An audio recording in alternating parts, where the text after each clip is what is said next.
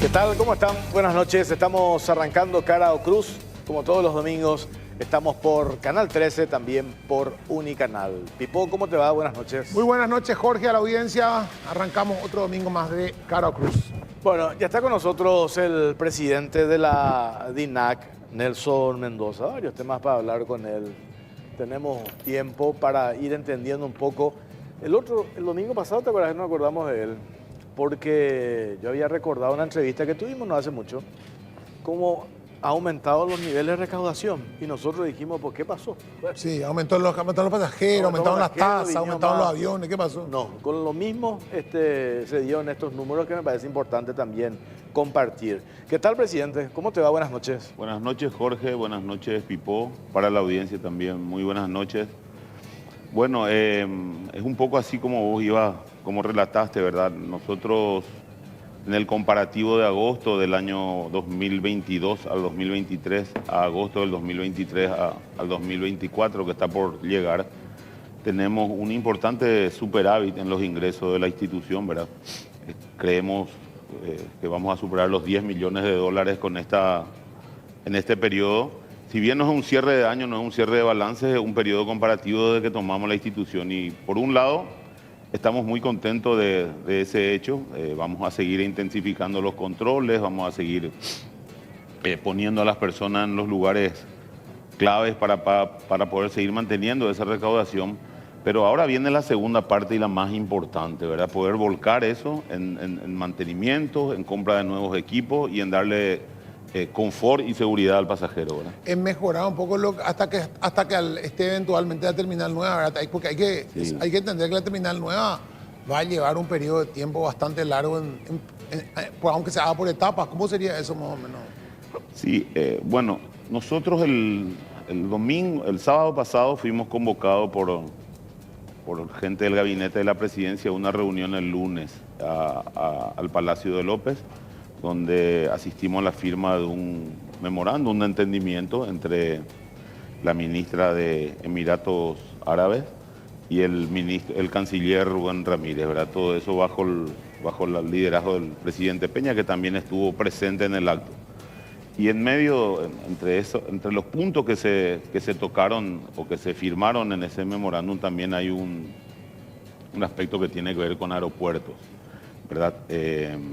Sabemos que el gabinete del presidente le acercó mucha información sobre la aviación nacional y sobre el sistema aeroportuario a este grupo, y ellos, a través del Ministerio de Obras Públicas y a través de la ministra Mariana Saldívar, están llevando a cabo un proceso. La vocera de todo este proceso y de este proyecto fue designada la ministra de Obras Públicas, la señora Claudia Centurión, ¿verdad? Esto obedece a la ley 5102, ¿verdad? Que entendemos nosotros que puede ir a una APP, ¿verdad? Donde en su inciso 7 habla de las concesiones de puertos, aeropuertos y ese tipo de infraestructura de mejoramiento que compete al Ministerio de Obras Públicas y Comunicaciones.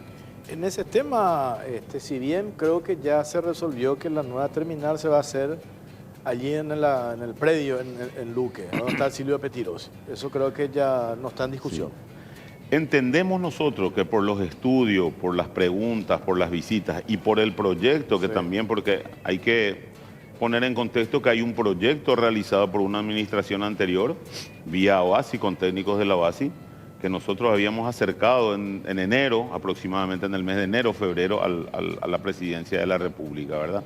Y al Ministerio de Obras Públicas.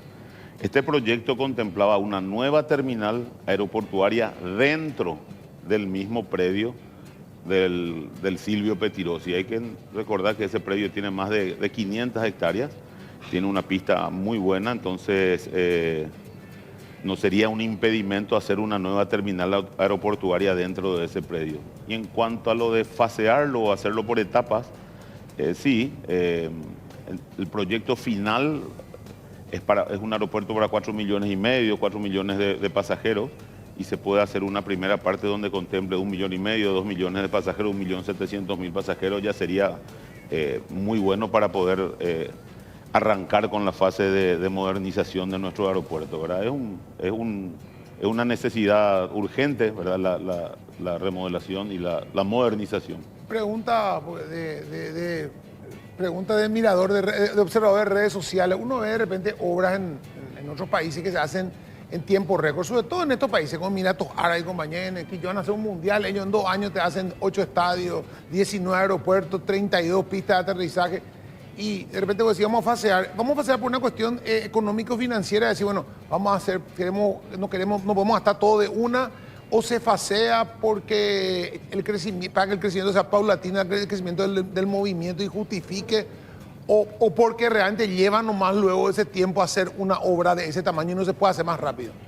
Sí, bueno, la primera parte de la pregunta, quiero ser bastante honesto que el presidente de la República me había manifestado que el financiamiento y la forma de apalancar este proyecto, por llamarlo de alguna manera, ellos lo iban a estudiar y iban a ver, ¿verdad? Había un proyecto anterior de financiar desde la DINAC, pero eso sí llevaría, como vos decís, un proceso largo de pago. Pero no creo que ese sea el motivo del plan. Creo que es el tiempo normal que lleva una obra de esta envergadura. Claro, y ahí también hay que hacer referencia, presidente. Hoy existe la conciencia o la decisión política, en realidad, de que tenemos que construir una nueva terminal aeroportuaria. El problema es la fuente de financiación, ¿verdad? Ahí es que mencionaste lo de Emiratos Árabes, aquella visita que había hecho el presidente Peña con parte de su comitiva, estaba eso en la agenda, ¿verdad? Aprovechar ese buen relacionamiento que tenemos nosotros con ese país y buscar líneas de financiación, ¿verdad? Pero también hay que decir que te tiene que empezar prácticamente este año si queremos terminar y que Peña inaugure, ¿verdad? Porque dura creo que mínimo, ¿cuánto? 30 meses, sí, no es más, ¿verdad? Y no solo eso, Jorge. Nosotros, como DINAC, tenemos otro desafío que es todavía mucho mayor, ¿verdad? Cualquiera sea la decisión que se tome y tomemos el tiempo óptimo de 2 años y medio, de 3 años, de 3 años y medio, tenemos que seguir utilizando la terminal que hoy en día está en el Silvio Pettirossi, ¿verdad? Días atrás le comentaba, me llamaron de un medio de prensa y le comentaba, dice, fui al aeropuerto y faltaba esto y faltaba lo otro, y le digo, mire, usted usa el aeropuerto cada cierta cantidad de tiempo, nosotros estamos 24 horas al día dentro del aeropuerto y padecemos todas las limitaciones que tiene esta infraestructura aeroportuaria en forma diaria, ¿verdad? Así es que el verdadero desafío de hoy de los funcionarios de la Dirección de Aeronáutica Civil es seguir manteniendo operativo esta infraestructura, seguir modernizando los equipos, seguir llevando a cabo todos los mantenimientos necesarios para que llegado el tiempo de 3 años, 2 años y medio, ojalá sea antes, ojalá la tecnología de la construcción también llegue y pueda hacer más ágil esta obra y nosotros podamos estar ya entregando o operando en un aeropuerto ya más moderno, ¿verdad? Ahora, esos 10 millones de dólares para que ustedes puedan utilizar para infraestructura, decir, bueno, estos 10 millones en vez de que nos diga, por ejemplo, el ministro de Economía, diga, trae nomás acá, eso que necesitamos para otro lado, porque puede pasar. O sea, necesidades por todos lados, ¿verdad? Ustedes tienen que plantear eso, hacer una ampliación presupuestaria, tienen que ir al Parlamento, hay un montón de pasos. Sí, así mismo, eso, para la utilización de esos fondos debería de ser a través de una ampliación presupuestaria. Deberíamos pedir una adenda para el año próximo y ahí poder utilizar eso. Pero más importante que eso aún, es el poder realizar todos esos. Nosotros tomamos la administración en agosto, ¿verdad? Nos llevó un tiempo hacer un relevamiento completo con los clientes, con los usuarios, con las aerolíneas, con todo el ecosistema que habitamos y estamos todo el día dentro del aeropuerto Silvio Pettirossi. Y hoy en día creemos tener el camino y la hoja de ruta bastante clara en cuanto a lo que tenemos que realizar. Ahora empieza el periodo donde vamos a depender de la eficiencia en el llamado, en la entrega de las obras, en el control y en el seguimiento de estas, en la adquisición y en la puesta en marcha de equipos nuevos, de maquinarias nuevas, en los mantenimientos. Empieza una fase netamente operativa, porque como decíamos la otra vez, Jorge, nosotros no somos un banco. ¿De qué nos sirve tener 10, 15 o 20 millones de dólares más si esto no se traduce a un buen servicio, si no se traduce a una estación aeroportuaria medianamente confortable, ¿verdad? Ahora, pero para poner en, ¿cómo decir?, medianamente en condiciones. Estamos hablando de que 10 millones es mucho, es poco, es más o menos lo justo. Sí, es un monto interesante para poder hacer más acciones de las que de las que previmos hacerla para el año 2024, ¿verdad? Nosotros, por hablar de las más visibles, porque hay más de 186 llamados en curso, está el tema de las mangas telescópicas nuevas. Las mangas que tenemos son de muchísimos años, ¿verdad? Ustedes van a sentir cuando llegan en la aeronave el ruido, el tiempo que se espera para poder... Son las originales. Claro. Hoy en día las mangas telescópicas modernas lo hacen eso en la mitad del tiempo y con una suavidad y con una velocidad mucho mayor y seguramente también una seguridad mayor, ¿verdad? También está el tema de la cintas de embalaje. Las cintas de embalaje no es algo que nosotros no podamos solucionar, sino que la infraestructura, el espacio físico nos impide, ¿verdad? Entonces ahora muy vamos corta, a llevar... ¿verdad? Sí, claro, el carretel, los metros que tiene el carretel para ir girando. Entonces ahora conseguimos como modelo una tecnología de una cinta inclinada que va a poder soportar más maletas. Vamos a poder sumar 15 o 20 metros más en cada uno de estos circuitos de cinta. Y vamos a paliar, ¿verdad? No es que con eso vamos a tener el gran aeropuerto, pero vamos a seguir paliando, vamos a ver si los sectores de acceso podemos también mejorar para que la gente tenga un poco más de comodidad cuando espera pasar al área restringida. En fin, darle al pasajero, como digo, un confort mayor, porque la realidad es que la infraestructura del aeropuerto hoy en día queda pequeña en cierta franja de horario. No tenemos una cantidad de aerolíneas como para poner o designar horarios fijos y plantarnos en esa política. Hoy en día, por la falta de conectividad, nosotros somos hasta un poco permisivos en los horarios que damos y cedemos a las aerolíneas que vienen. Entonces ustedes van a ver que en una franja entre las 10 y las 11 de la mañana tenemos 5 o 6 vuelos y después tenemos casi 22 horas del aeropuerto vacío, ¿verdad? Entonces también eso es algo que hace que de repente en ciertos momentos del día nuestra estación aeroportuaria esté colapsada. Pero eso se puede paliar, se puede mitigar con estas acciones que estamos o que queremos llevar a cabo, pero también necesitamos de la colaboración muchas veces del pasajero. El pasajero paraguayo va a otro lado, forma fila, el pasajero espera su ticket, el pasajero forma la fila. En San Pablo tenés que cruzar de una manga a otra caminando, en la mitad de la manga tenés un escáner más donde es un problema siempre pasar eso, y sin embargo acá nosotros queremos llegar 10 minutos antes, queremos abordar la aeronave, no queremos... Entonces necesitamos en este lapso de tiempo un poquitito de comprensión. ¿Para qué?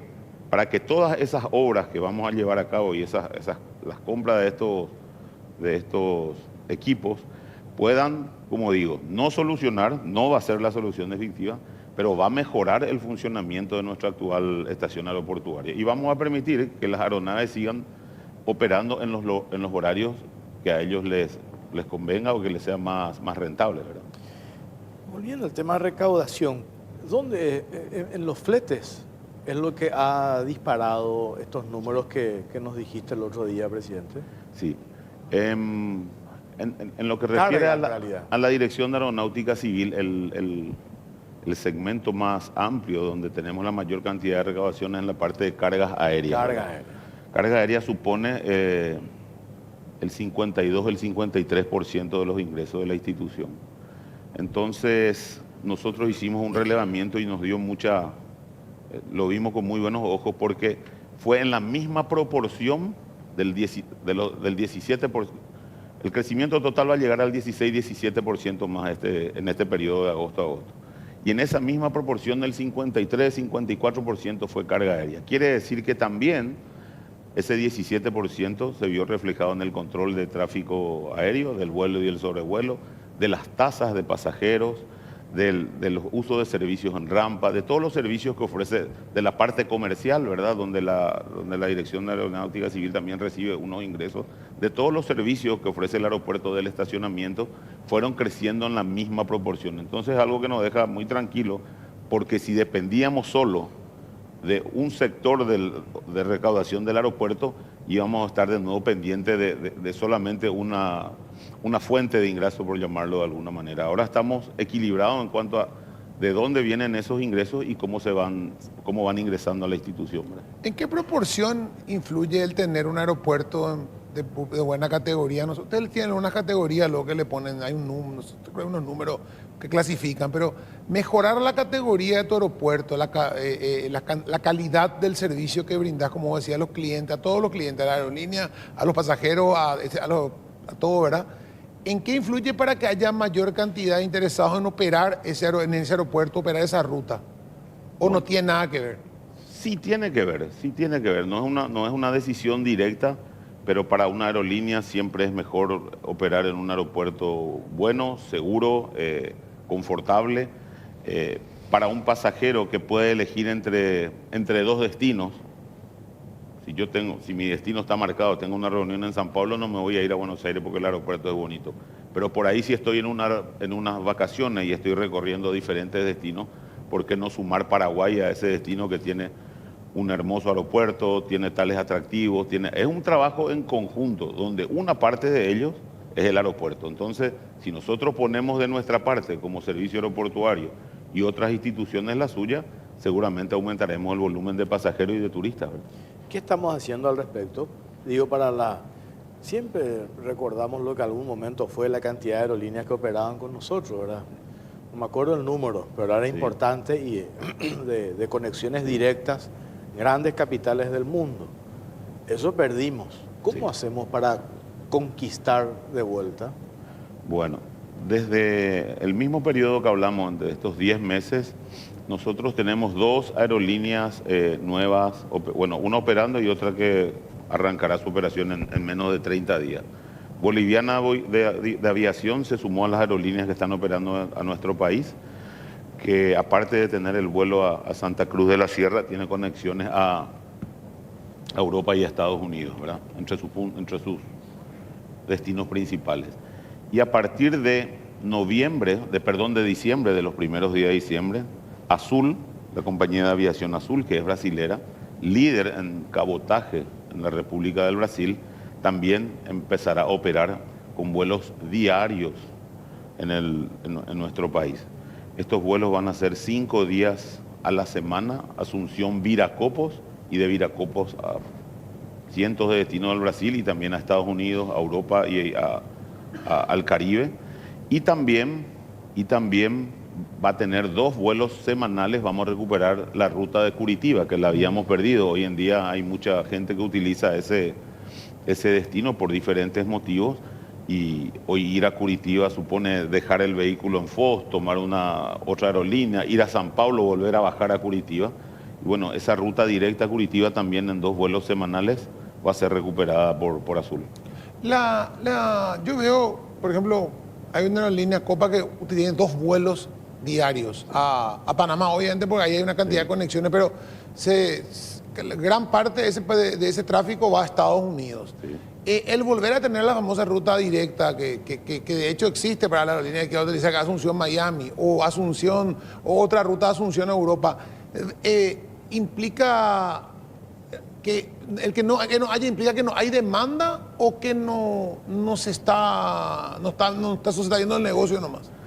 Bueno, porque demanda parte parece de ello que hay. puede ser que no seamos una ruta económicamente atractiva para estas compañías. Eso puede ser una de las razones. Nosotros en el mes de julio, antes de asumir, con el señor Rubén Ramírez y el presidente de la República en ese momento electo, pero no en ejercicio, don Santiago Peña, tuvimos un par de conversaciones con la señora Levín Cava, que es la alcaldesa de la Florida, ¿verdad? Hay que entender que American es una compañía estatal, ¿verdad? Tuvimos un par de reuniones, hicimos unos Zoom donde ella primero recibió con mucho beneplácito el interés que nosotros teníamos de volver a tener una ruta directa y les explicamos los atractivos que ofrecía Paraguay y lo que podía llegar a transformarse en este tiempo con el gobierno del presidente Peña como destino, ¿verdad? Participaron las dos personas, como le dije, estas dos autoridades nacionales, y después volvimos a tener más reuniones ya con el departamento técnico propiamente dicho de América. Lastimosamente, ellos nos habían comunicado al final de ese conjunto o de esas reuniones realizadas, ellos nos habían expresado que por el tipo de aeronave que poseían, les iba a ser imposible incluir como nueva ruta Asunción en un periodo de tiempo inmediato, que era la Asunción, este año 2024 y principios del 2025.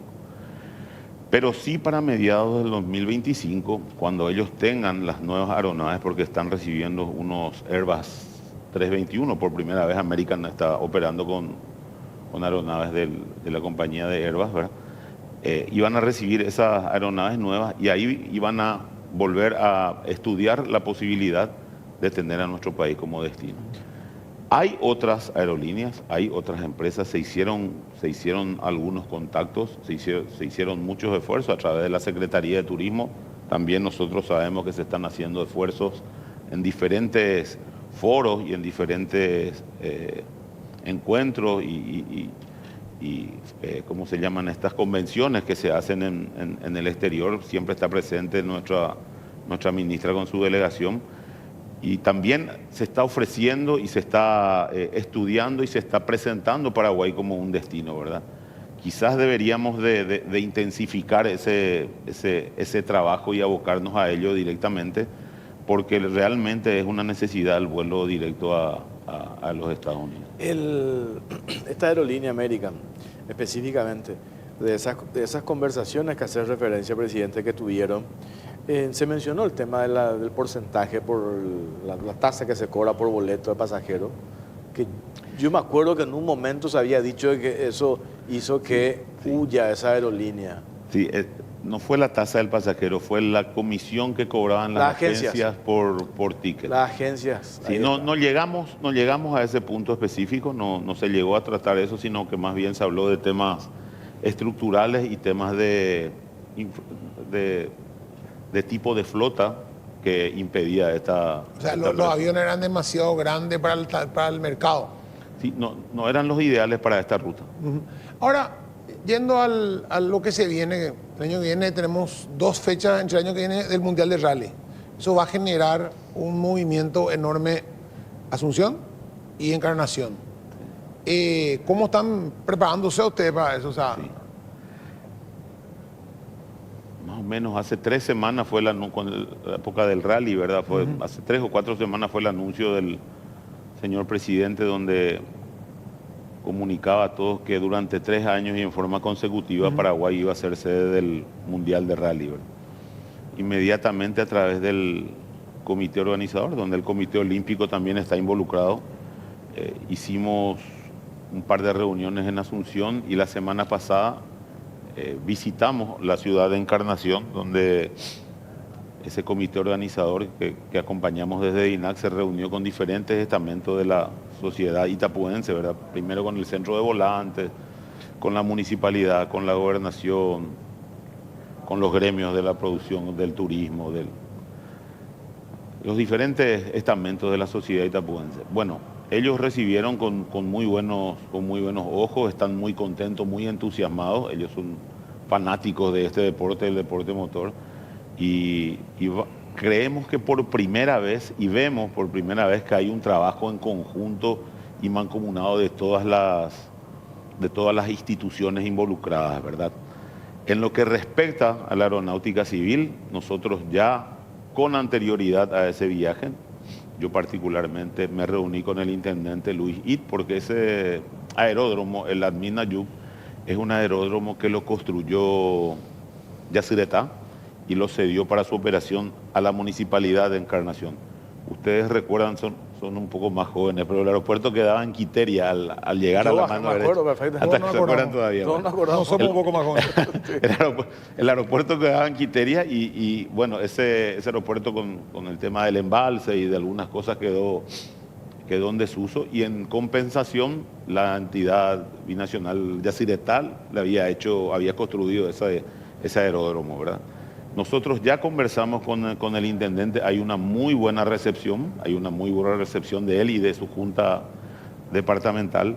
Entonces tenemos la tarea próxima, de acá a 15 días, de terminar esa parte documental para que DINAC pueda hacerse cargo y pueda realizar las mejoras para tener una estación aeroportuaria medianamente operable.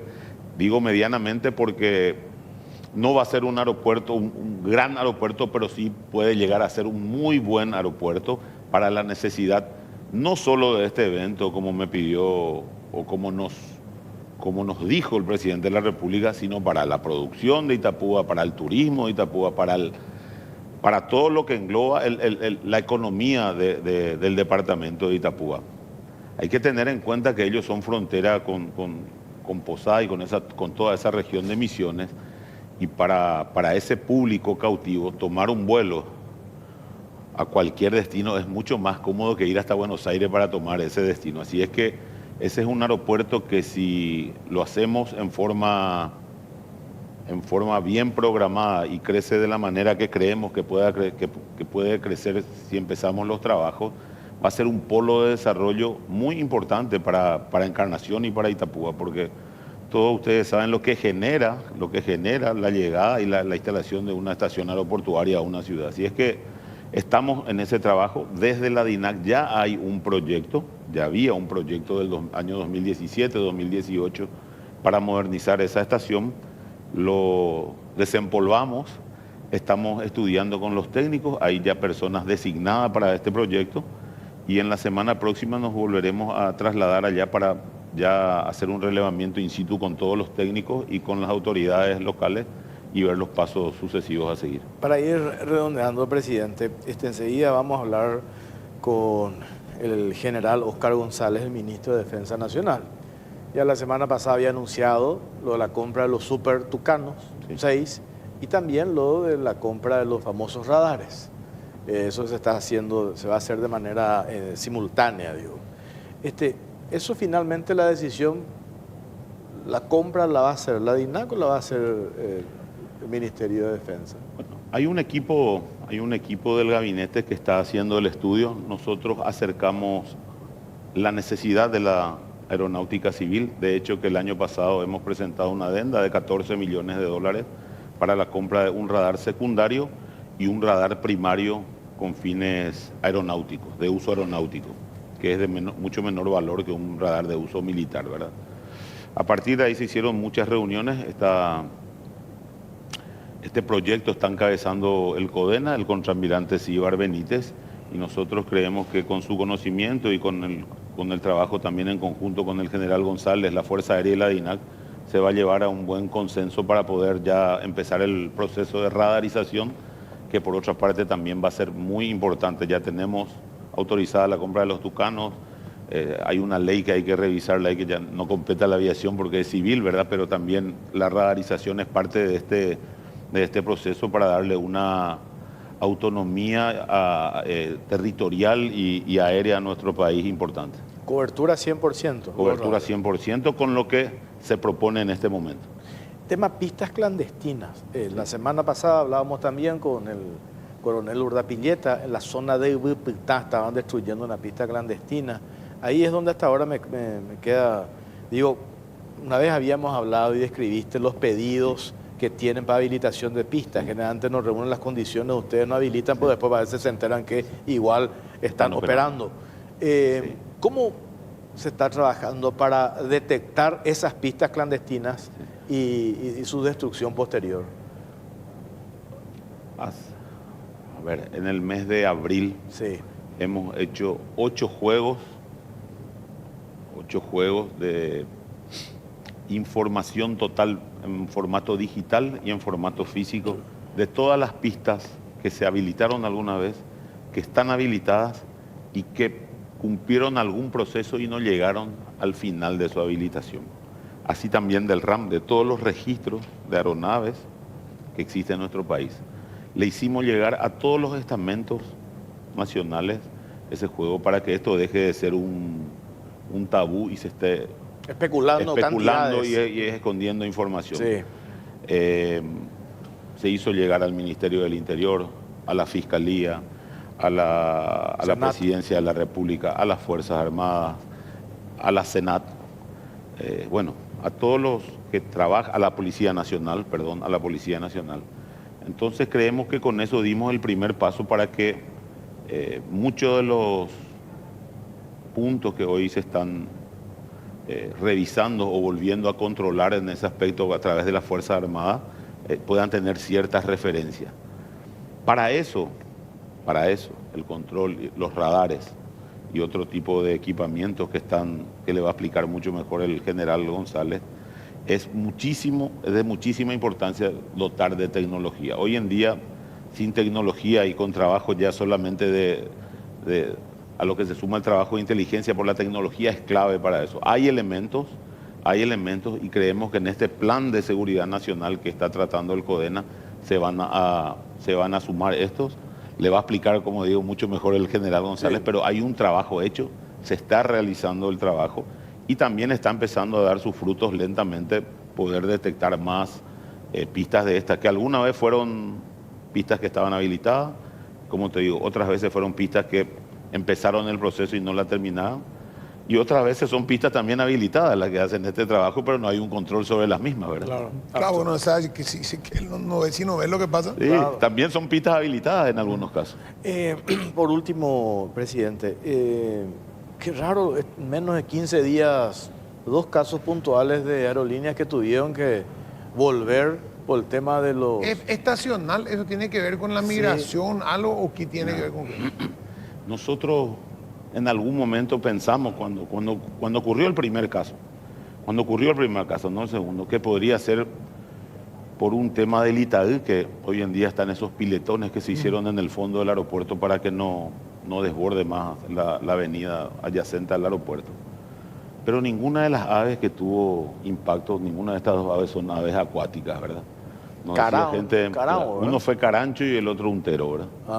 Y revisamos los antecedentes, si bien hay, porque es una obligación llevar las estadísticas de los impactos, hubo impactos menores, hubo 41 impactos el año 2023, hubo menos en el año 2022, estábamos en 30 impactos reportados en el año 2024, nunca tuvimos 2 impactos de la magnitud, y menos en ese lapso de tiempo. Hubo un suceso hace unos años que tuvo que volver un aeronave, pero en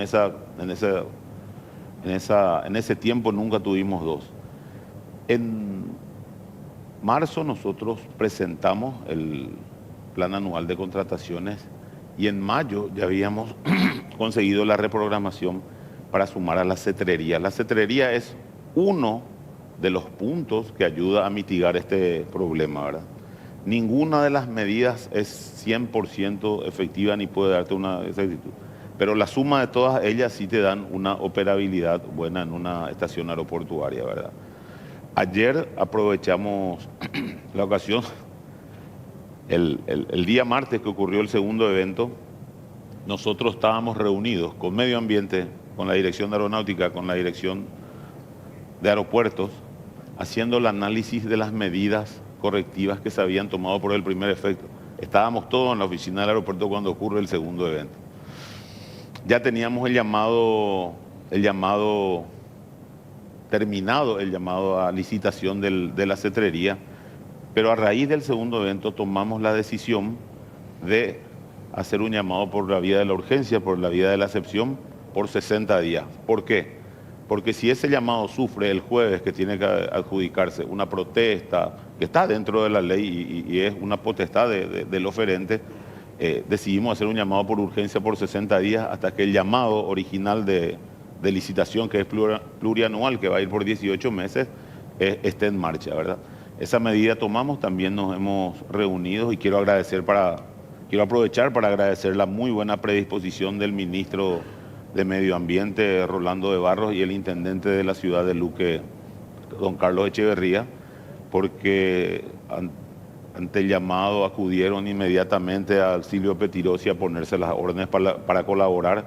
Nos comentaron los trabajos que ya están realizando en Luque y en el departamento, en Luque específicamente en conjunto, y nos dijeron que iban a centralizar o iban a priorizar estos trabajos en las zonas de influencia del aeropuerto. Los trabajos ellos ya están realizando porque es una tarea normal que realiza la municipalidad con el Ministerio de Medio Ambiente, pero ahora en esta etapa van a priorizar las zonas de influencia del aeropuerto para poder también mitigar o encontrar o intentar identificar estos lugares donde pueden ser foco de formación o de atraer este tipo de aves. Solamente se puede usar la tecnología para eso, pues suena cuando no se puede. No, hay medidas activas y medidas pasivas.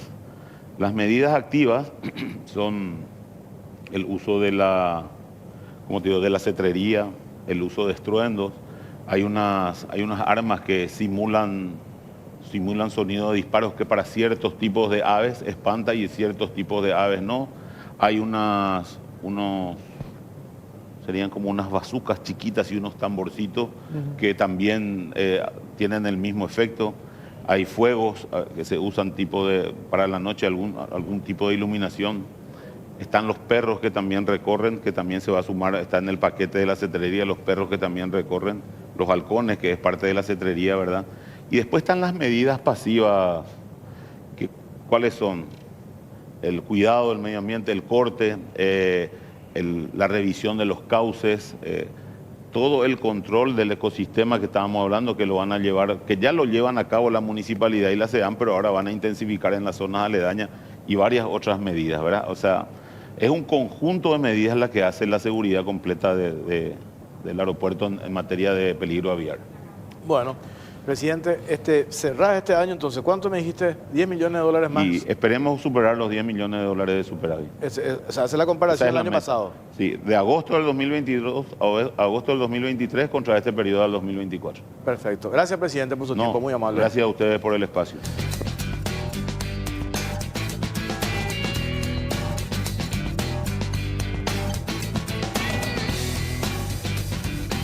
Seguimos en Carao Cruz, estamos por Canal 13, también por Unicanal. Ya estamos con el director jurídico del Instituto de Previsión Social, el doctor José González. ¿Qué tal, doctor? ¿Cómo te va? Buenas noches. Buenas noches, Jorge. Buenas noches, Pipo. Un placer estar acá con ustedes. Un gusto y a las órdenes. Bueno, también está con nosotros Jorgelina Gómez, jefa del Departamento de Dictámenes del IPS. ¿Qué tal, doctora? ¿Cómo le va? Buenas noches, Jorge. Buenas noches, Pipo. Bueno, a ver, doctor José González, este tema que en la semana pasada estábamos hablando y publicamos de vuelta sobre aquella denuncia que ustedes ya hicieron en febrero de este año al Ministerio Público a partir de un resultado de auditoría, una consultoría, en el que saltan algunas inconsistencias y manejos poco claros. 828 mil millones de guaraníes que formaban parte de un contrato de fideicomiso entre el IPS, autoridades anteriores, y el Banco Atlas. Ahí cada vez más saltan cosas muy llamativas. Hablaba la semana pasada con Néstor Coronel, el fiscal que está tomando intervención, y uno de los inconvenientes que ellos tienen es el poca información al respecto, acceder a documentación para construir. Nosotros decíamos periodísticamente, tenemos un caso escandaloso, 828 mil millones de guaraníes, 4 obras, de las 4 obras 2 se hicieron, 2 no están, y la plata tampoco está. Y se usó parte de esa plata para otras obras que no figuran en el contrato. De entrada, decía el fiscal, ahí estamos ante la presunción de lesión de confianza. No se descarta de que se puedan dar otros hechos punibles. Y también hablamos con el presidente del Banco Central del Paraguay, vimos también una nota que ustedes remitieron. Ahí quería arrancar con esto. Hay una empresa que le reclama al IPS 11.800 millones de guaraníes, la empresa que trabajó para la culminación del hospital Ingavi, y piden que se les pague. Eso es una parte Una de la parte. deuda, porque en realidad la demanda es por 30.000 millones. 30.000 millones. Sí, que el consorcio hospitalario, después también está la empresa Tecnodil, que nos demanda también otra demanda de arbitraje por una suma similar. Ni siquiera se pagó el impuesto inmobiliario del Ingavi, no se pagó tampoco el impuesto inmobiliario de la construcción de Hospital Día, ni tampoco de Hemato Onco. O sea, lo más básico no se pagó.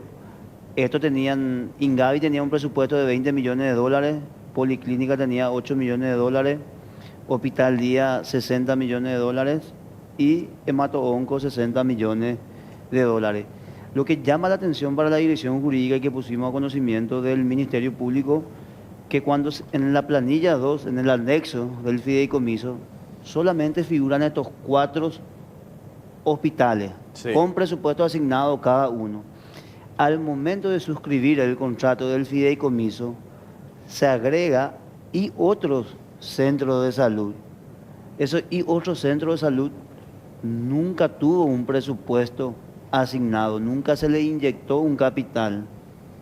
Y lo más grave era que tampoco estaba en el anexo 2 del fideicomiso. Misteriosamente apareció a la hora de la suscripción del contrato esa palabra y nosotros empezamos a investigar porque día a día llegan las demandas, los reclamos de los proveedores y era, sin terminar eso, vemos que 645.000 millones se paga, casi el 80% del fideicomiso se paga ese otro centro de salud que nunca tuvieron Se fuente paga de para financiación. otras obras que Para no, otras obras que no estaban eran objeto del fideicomiso y que no estaban tenían específicas. presupuesto Claro.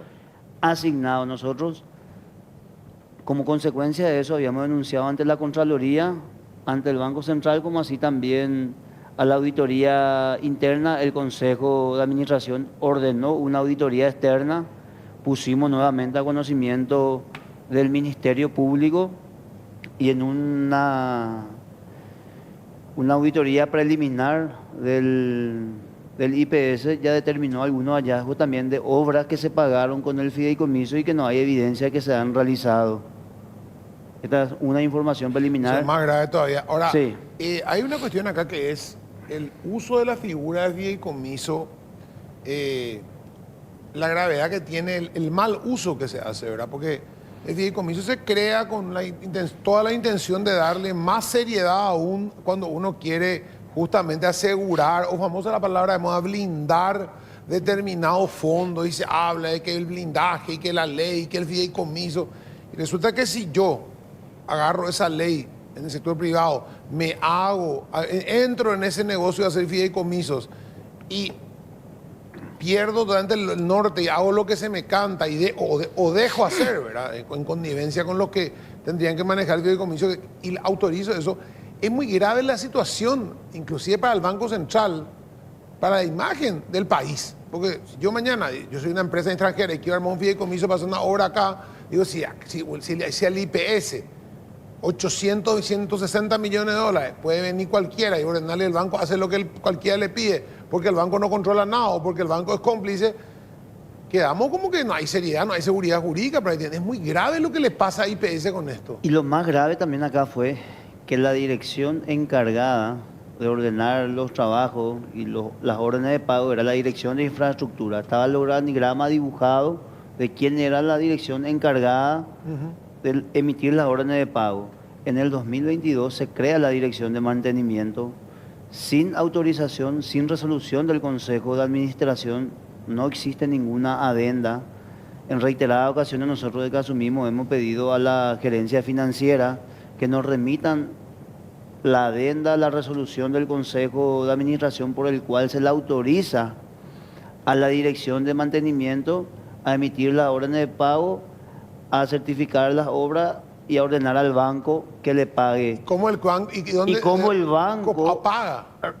Autoriza eso y le paga, siendo que la dirección de infraestructura era la como que venga encargada. Juan Pérez y firme un cheque sin estar autorizado en el banco, así de Nosotros, grave. sí, pedimos entonces, como la gerencia financiera nos dice que no existen esos documentos, que ellos no tienen esos documentos de respaldo, le solicitamos al Ministerio Público que pida al Banco Bartra si existió o no una comunicación entre IPS y el banco.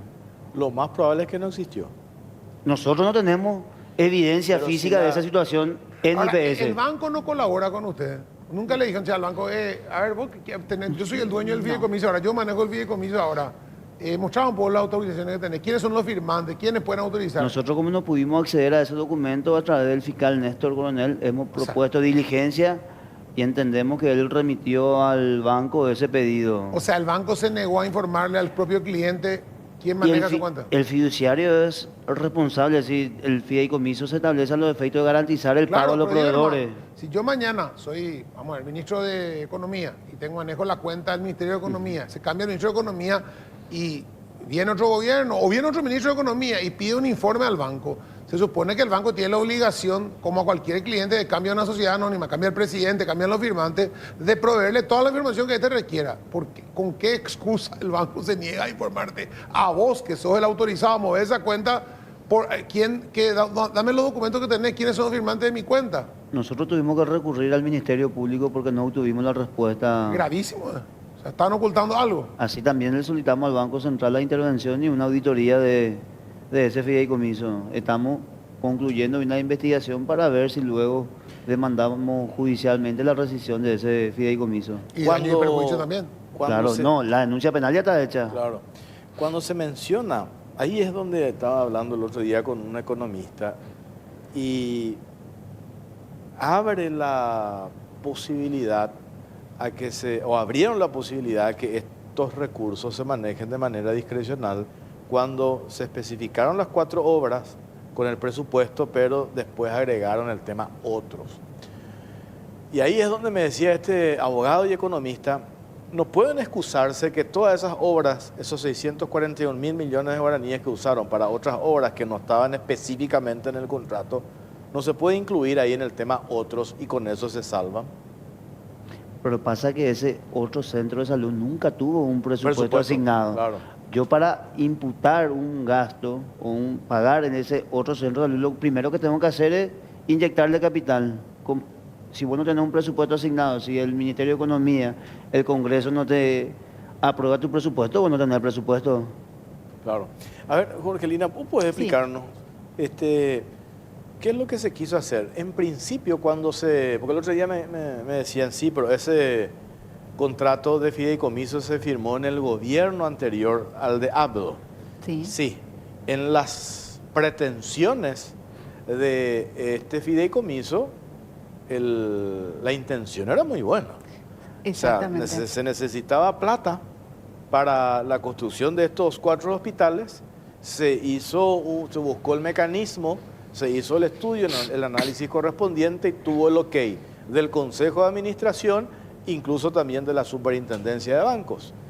Sí. En ese interín nomás, la administración que vino posteriormente, entre el 2020 y 2021 y 2022, ahí es donde se usó el grueso de esos 828.000 millones de guaraníes. Pero convengamos que inicialmente esta figura, la del fideicomiso, esta operación, no tenían mayores objeciones.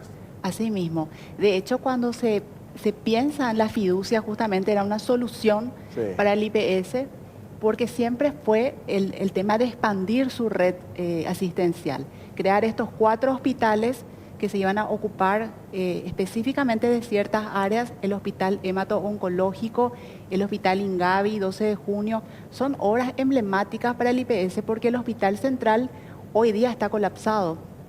Entonces, esta posibilidad de hacerlo a través de una fiducia y que pueda inyectarse el capital necesario para la construcción de esa obra era un proyecto muy noble en esencia. Lo que nosotros encontramos en la escasa documentación es que empieza a desvirtuarse desde el momento en que a ese presupuesto que estaba pensado para los 4 hospitales, porque tienen que tener en cuenta que los hospitales no solamente es la infraestructura, después tiene que tener el equipamiento. Entonces, cuando empiezan a crear otros centros de salud, se empiezan a habilitar muchísimas obras que empieza a descalzar ese fondo. Y hoy día el IPS no tiene manera de hacer frente a todos esos gastos y nos quedamos con 4 hospitales que iban a servir para desconcentrar al Hospital Central que no están terminados. Tenemos obras paradas. Esos 4 hospitales emblemáticos inician sin tener los planos aprobados por la municipalidad, sin haber pagado el impuesto a la construcción, y ni hablemos del impuesto inmobiliario que se adeudaba desde hace tiempo, ¿verdad? Entonces son gastos que sobrepasan el límite y la proyección para el cual estuvo pensado, y que hoy día es una bomba de tiempo para nosotros porque nos encontramos con las empresas que nos están demandando para poder cobrar, y el IPS se quedó sin los 4 hospitales emblemáticos que fueron proyectados. Y sin la plata. Y sin la plata, que es lo más grave. Claro, y ahí la pregunta que viene es, le decimos al banco que tenía que proteger la fiducia y a las autoridades anteriores, ¿de dónde está la plata? Claro, o sea, si yo ¿Dónde está la banco no plata? tengo nada que esconder, digo, mira, ¿sabes qué pasó? Vino doctor González acá, hay una nota del consejo, el presidente del banco, que era el firmante, y él es autorizado, y nos dice que a partir de ahora se va a usar se va a cambiar esto, y nosotros nos basamos en esto para que esto autorice los pagos. Pero si yo de repente digo, no te voy a mostrar nada, no te voy a dar nada, pero mostrar mi cuenta, es mi plata, güey. Yo soy el administrador, tenés que mostrarme todo, abrirme todo. ¿Quién giró? ¿Dónde se giró? Dame los extractos. O sea, el banco, si no tiene nada que ocultarme, tiene que dar la información. Ahora, si el banco está reticente a darme información, algún problema hay, ¿verdad? Yo no vi nunca un banco que a mí, por ejemplo, nunca me pasó que un banco me diga, no te puedo dar información de tu cuenta. O no le puedo dar información de la cuenta de su empresa porque no. O no te respondo directamente. Y no es la primera vez que pasa con este banco. Esto ya pasó una vez con el tema de Comebol, ya pasó una vez con el... O sea, es llamativo cómo se manejan. Y ustedes, lo grave es que tienen, como ustedes dicen, una cuenta a pagar enorme, el dinero no está, el dinero no se usó para lo que tenía que usarse, no se sabe quién giró ese dinero, a quién se le giró. Y otra vez surge la pregunta, ustedes también tienen otro monto grande en depósito con ese banco, más de 100 millones de dólares, que si así se comporta este banco con ese monto, ¿cómo se va a comportar con el otro monto, que es enorme también? O sea, hay un pasivo con ese, o sea, hay un riesgo con ese banco gigantesco. No sé qué. El objeto de gasto no son distintos. Tanto la dirección de infraestructura tenía el objeto de gasto 520 y la dirección de mantenimiento tiene otro objeto de gasto. Claro. Eran incompatibles luego de esos pagos y no era otra vez la dirección encargada de autorizar los pagos. Claro. O sea, yo sí extraño, pero no me extraña, ¿verdad? O sea, no. ¿Cuál es el paso? Yo entiendo que esto ya está en el ámbito de la fiscalía. Entiendo esa parte. Pero ustedes tienen, ¿qué hace la fiscalía? Buscar responsables de Sí. estas cuestiones y el hecho punible, lesión de confianza. Podría darse también usurpación de funciones públicas, porque personas que firmaron que no tenían la potestad ni una adenda, pues hacía que se retire la plata. Pero esa es una parte. Hoy ustedes se encuentran con estas demandas. Entonces, ¿y dónde está la plata? Y con fondo propio hay que ver ampliación presupuestaria. Y, Eso bueno, estamos. y entonces, ¿quién va a pagar las consecuencias de eso? Y la administración, IPS. IPS es O sea, de quién? nosotros. O sea, nosotros. O sea, nosotros los aportantes. Pues el otro día me dijeron cuando habíamos publicado esto, pero no es plata del Estado. Y sí, no es plata del Peor. Estado, peor. Es nuestra plata, ¿verdad? De los asegurados. De los asegurados. Es Jubilados. plata del asegurado, jubilado. Porque esta operación, finalmente la colocación de los títulos, compra fondos jubilatorios. Así La mismo. plata se usa de los fondos de salud. Y después la colocación de títulos adquiere el fondo jubilatorio. Ojo, el fondo jubilatorio va a terminar recuperando eso. ¿Por qué? Porque automáticamente 160.000 millones de guaraníes por mes del porcentual de los fondos de salud que le corresponde al IPS, eso ya queda al Banco Atlas y va sacando de ahí. Afortunadamente se va a recuperar esa plata. Pero hoy tenés esta mala administración. Sí. Me decía una escribana que trabajó hace 18 años en la figura de fideicomiso acá en nuestro país. Se daña una figura tan noble. Ustedes que son Tal cual. abogados entienden lo que significa el fideicomiso. Y después lo otro es qué garantías tenemos hoy los asegurados, los aportantes del IPS en el manejo de nuestros recursos. porque se ha dilapidado. Hoy no hay otra explicación, porque yo decía periodísticamente hay que ver cómo se arma desde el punto de vista de la persecución penal, pero ¿cuál es el hecho objetivo? Porque el otro día me dicen, ustedes tienen una línea editorial de cuestionarle a determinado banco, te dicen, ¿verdad? Y yo digo, olvídate de eso. ¿Cuál es el hecho objetivo? Tenemos la copia del contrato de fideicomiso, 828.000 millones de guaraníes. Presupuestado, ¿cuánto es la estimación de cuánto va a salir la terminación de Ingavi, Hospital Día, el hemato oncológico y la policlínica? Y ahí, Jorge, es importante, si vos te fijas en el anexo 2, solo esos 4 hospitales estaban consignados. En el momento que suscribe el contrato el presidente en ese entonces, ahí agrega la palabra y otros centros de salud. Pero ahí haciendo un razonamiento lógico, cuando agrega y otros, se supone que vos primero tenés que, se hace un presupuesto estimativo. Sí. Entonces, de ese presupuesto estimativo, 828.000 millones de guaraníes, construiste y terminaste los 4 hospitales que estaban expresamente estipulados en el contrato y bueno, te sobró un remanente de 100.000 millones. Ahí destinada para ahí otros. Pero sin embargo acá, más del 70% del presupuesto se usó para y otros, pero no se usó para los 4 que estaban asignados en el contrato. 642.000 millones. Ay, no, más del 70%. De 828, 641 se usó para otro y solamente esa parte se usó para los 4 hospitales que estaban consignados en el contrato. Ante esta cuestión, si yo fuera al banco y no tuviera nada que esconder, no publicaría, aunque sea en mi medio para no gastar, digo yo, la orden del IPS, la resolución del Consejo, acá está, la adenda, se modificó.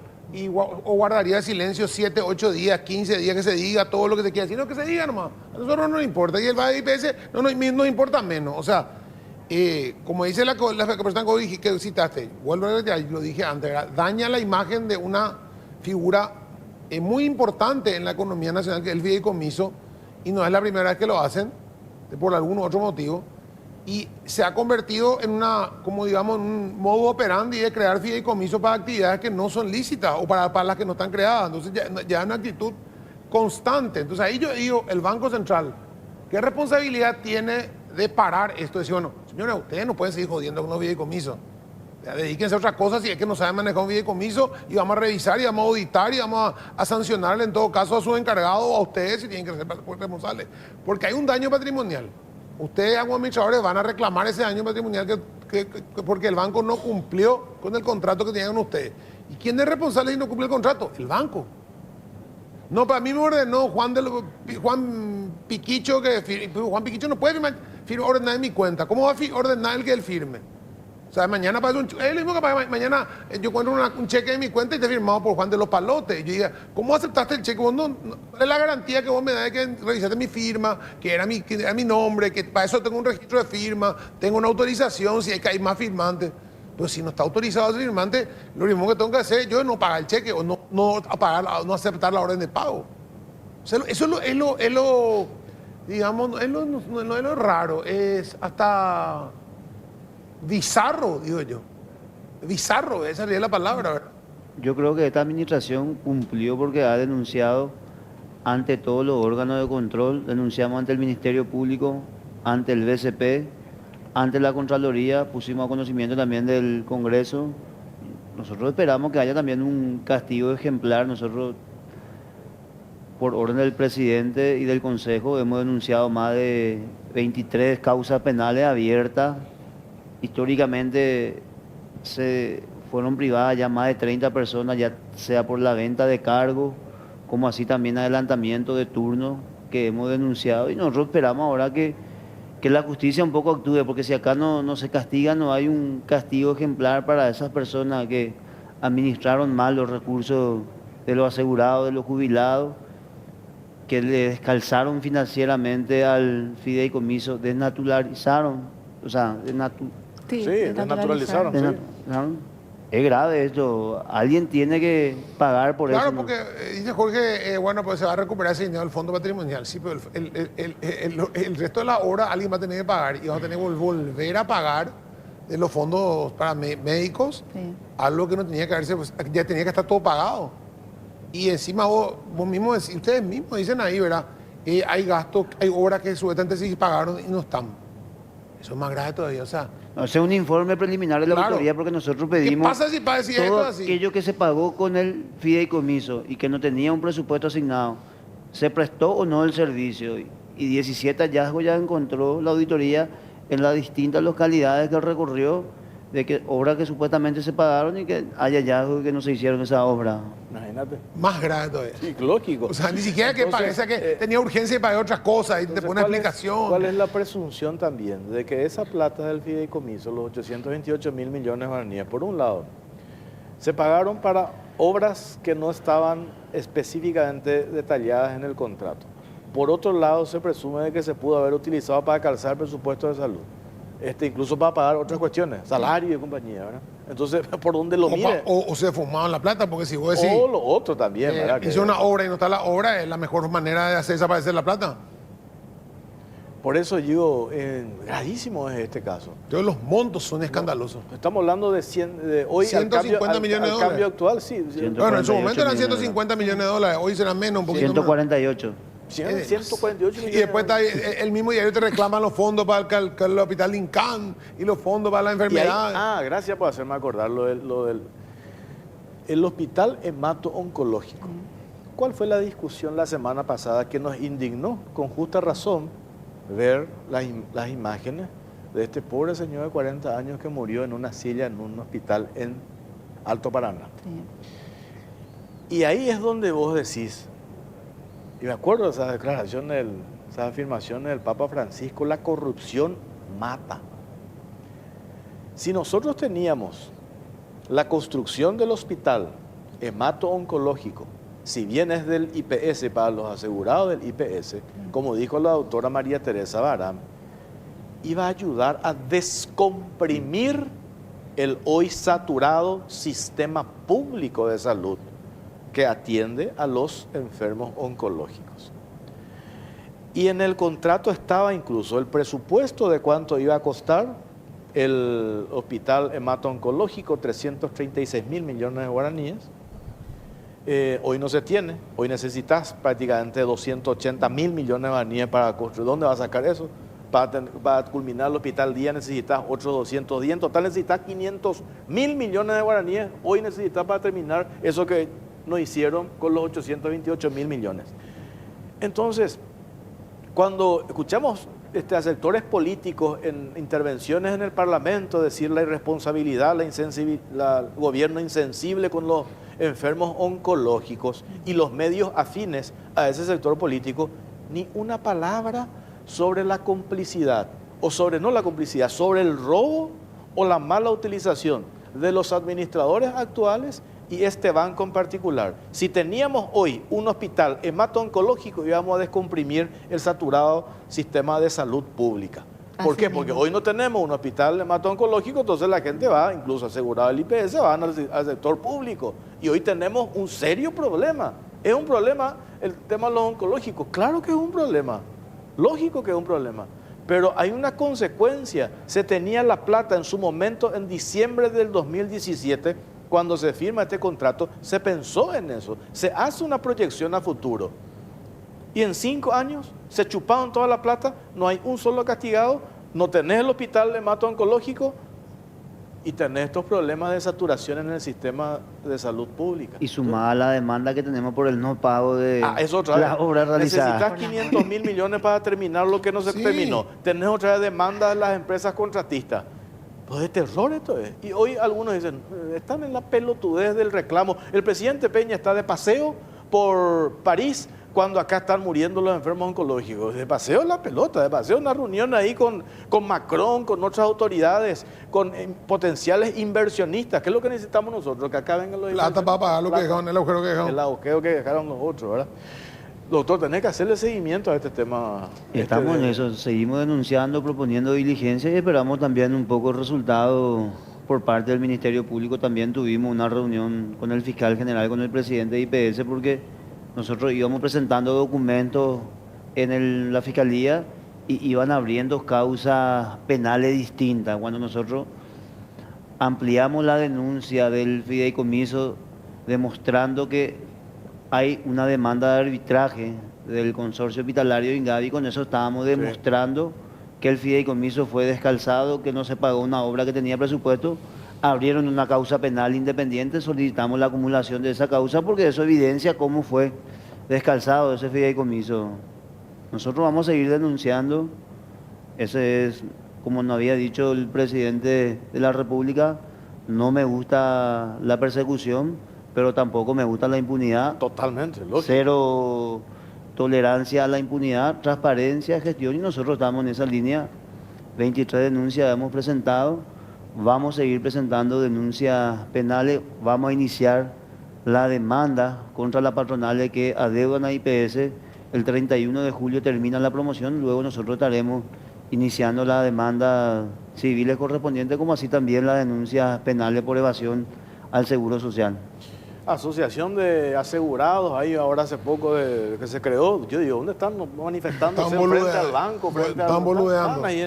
Bueno, gracias, doctor, por tu tiempo. Doctora, gracias. Muy amable, muy amable.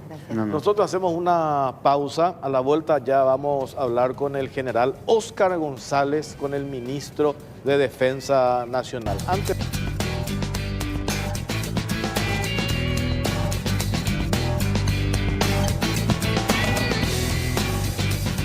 Seguimos en Cara o Cruz, estamos por Canal 13, por Unicanal. Te dio rabia los del IPS, ¿verdad?